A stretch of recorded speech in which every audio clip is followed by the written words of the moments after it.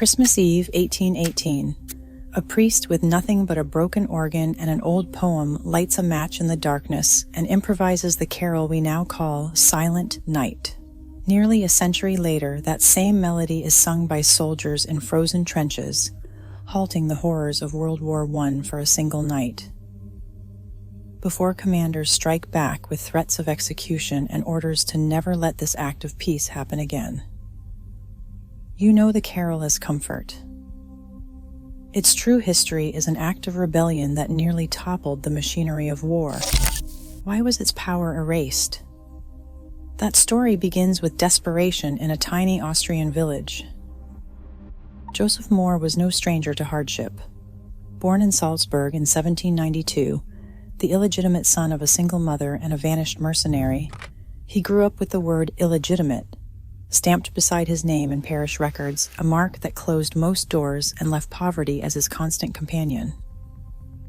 The church was his only refuge and eventually his vocation. By 1816, Mohr was serving in Mariapfarr, a remote parish battered by the aftermath of the Napoleonic Wars and the famine that followed the year without a summer. It was here, looking out over snowbound fields and the faint glow of village lamps, that he wrote the poem Stille Nacht, Heilige Nacht, a fragile prayer for peace in a world that seemed anything but peaceful.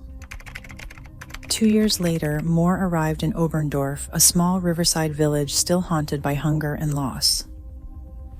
On December 24, 1818, as the parish prepared for Christmas Eve Mass, a new crisis struck.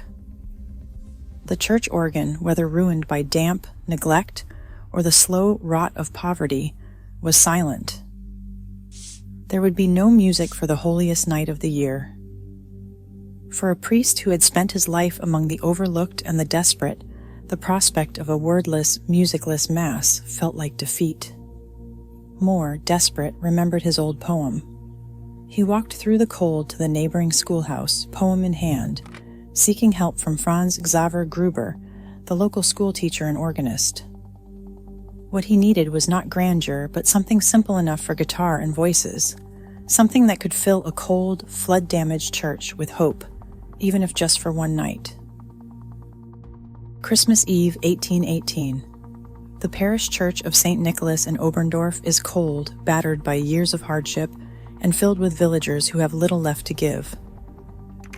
As darkness settles, Joseph Mohr and Franz Xaver Gruber stand at the front, Mohr with his guitar, Gruber beside him. There is no organ, only the hush of expectation and the scrape of benches on stone. Mohr sings the first line, his tenor voice carrying the words he wrote in another winter of loss. Stille Nacht, Heilige Nacht. Gruber's deeper voice joins in, the melody simple enough for the choir and congregation to follow. The sound is fragile, almost tentative, music built for a night when hope feels like something borrowed, not owned. The service ends, and the villagers slip back into the snow, unaware that anything remarkable has happened. For them, it is just a new carol, sung once to fill a gap. There are no trumpets, no newspaper stories, no sense that this song will outlast the broken church itself. In the years that follow, the carol remains local, passed from hand to hand and voice to voice. When organ builder Karl Maracher visits Oberndorf to repair the church's instrument, he hears the melody and carries it home to the Zillertal Valley. There, Tyrolean singing families, the Strassers and the Rainers, add it to their repertoire, singing it in markets, drawing rooms, and even before kings. Still, for decades, Stille Nacht is treated as a nameless folk tune, its origins obscured by distance and repetition. Mohr and Gruber return to their quiet lives, never imagining that a song born of necessity and performed in obscurity will someday circle the world. Mud filled every trench from the North Sea to the Swiss border. By December 1914, the Western Front stretched more than 400 miles, a scar across Europe where millions of men faced each other in ditches barely wider than a railway car.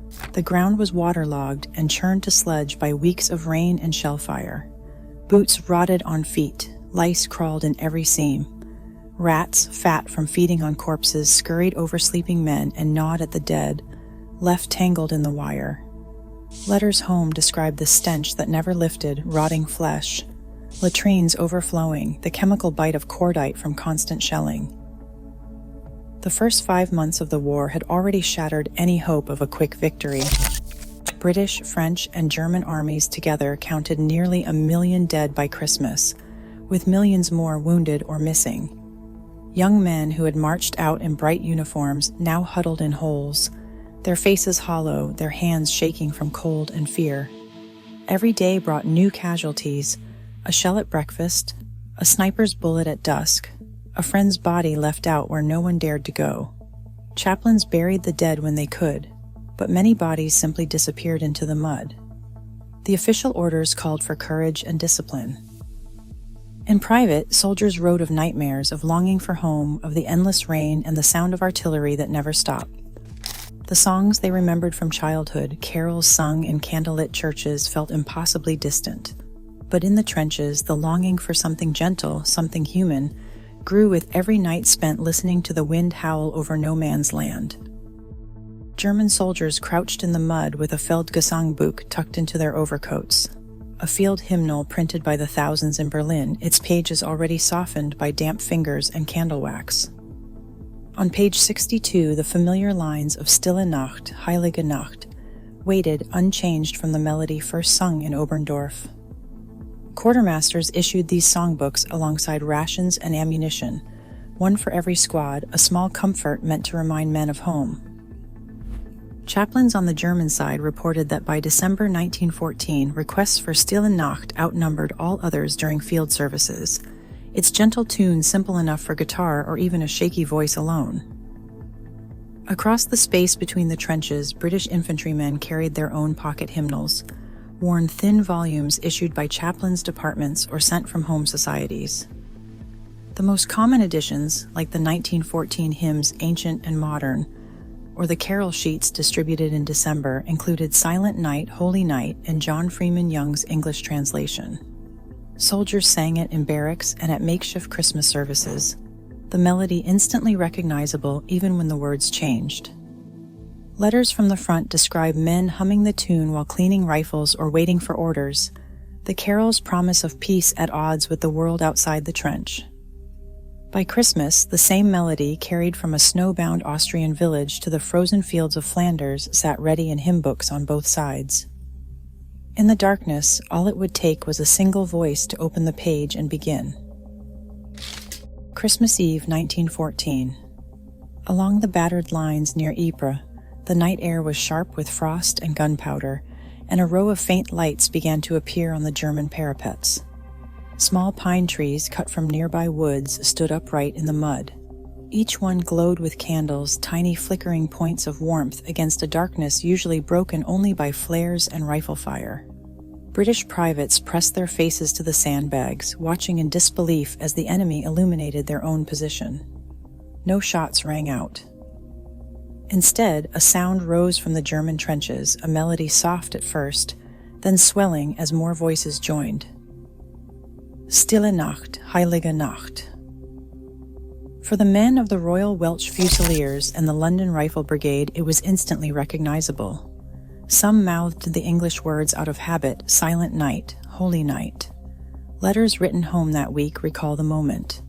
One British soldier wrote that the Germans began singing Silent Night in their own tongue, and we answered with carols of our own. The exchange grew bolder. Scotsmen answered with the first Nowell, then O Come All Ye Faithful. The Germans applauded, then called out in accented English, Merry Christmas, Tommy. A few British voices shouted back, Happy Christmas, Fritz. Laughter followed, echoing over the wire where only days before machine guns had spoken. Someone raised a lantern and a white cloth fluttered above the parapet. Against every rule, men on both sides began to trust the sound of a song more than the threat of a rifle. In the hush between verses, the line between enemy and friend thinned.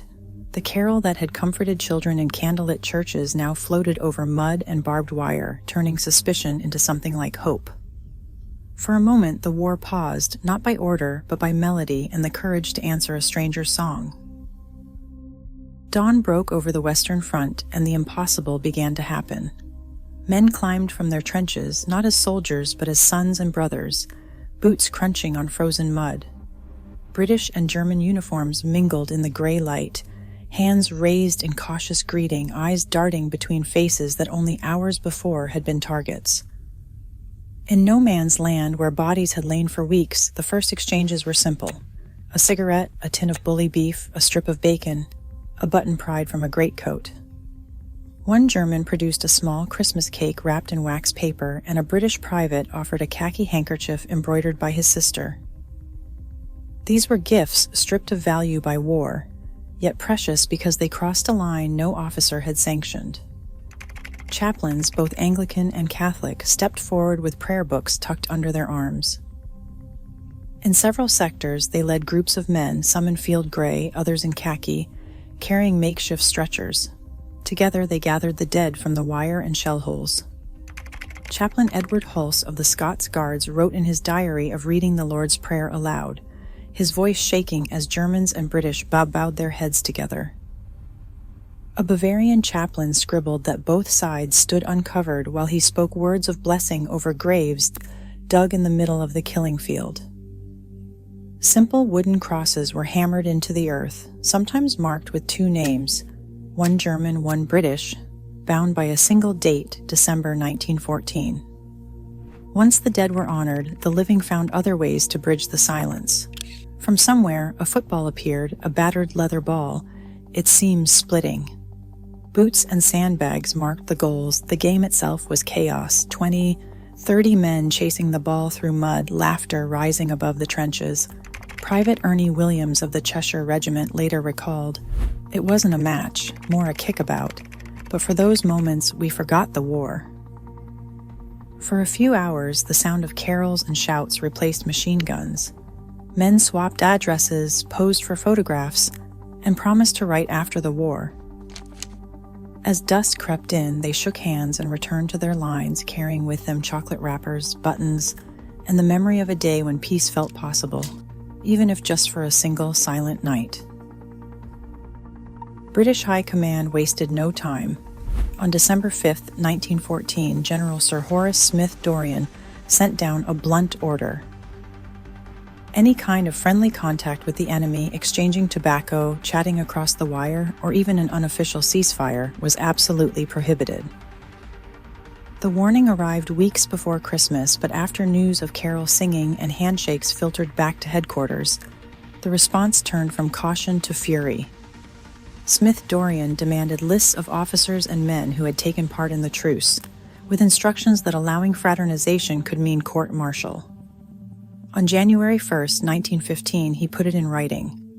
Officers or non-commissioned officers who permitted such conduct would be formally charged. Sir John French, the British commander-in-chief, later admitted he was very angry and ordered immediate measures to prevent any repeat. On the German side, Army Command issued an order on December 29th. The order declared fraternizing with the enemy would be treated as high treason.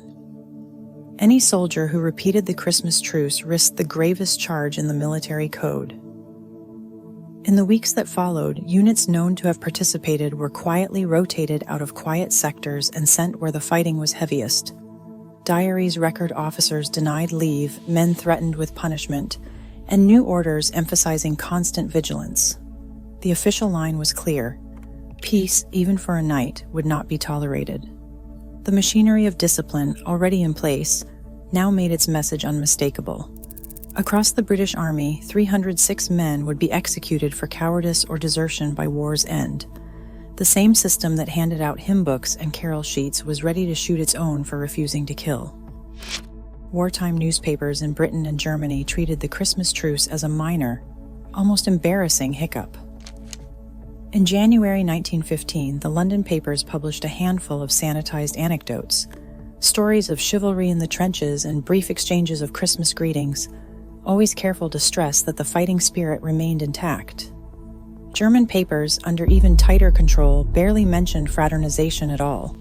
They preferred to report on Christmas services and the heroism of the troops. The real events, men singing together, burying the dead side by side, refusing to shoot, were either omitted or buried in euphemism.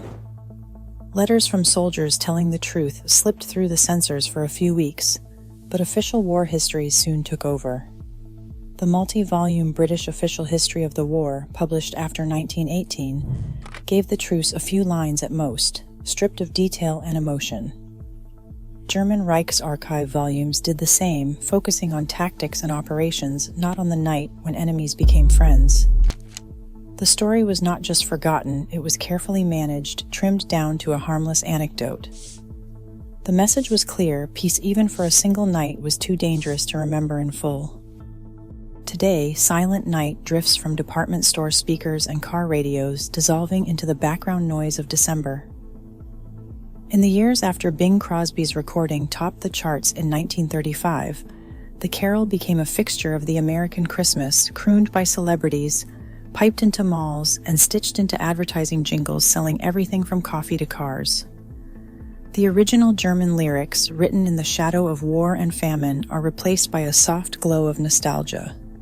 The melody that once crossed no man's land and now plays over shopping aisles, its promise of peace, reduced to a seasonal mood. Corporate campaign briefs from the 1950s called for safe, familiar music to put customers at ease. Silent Night fit the bill perfectly. Stripped of its history, it became just another tool to move merchandise. Few pause to consider that the same song once carried a message dangerous enough to unsettle generals and threaten the machinery of war. We hear "all is calm, all is bright" as background comfort. The men in the trenches heard it as a fragile hope worth risking their lives. The question hangs in the air: what remains of the carol's meaning when its history is drowned out by cash registers and canned applause?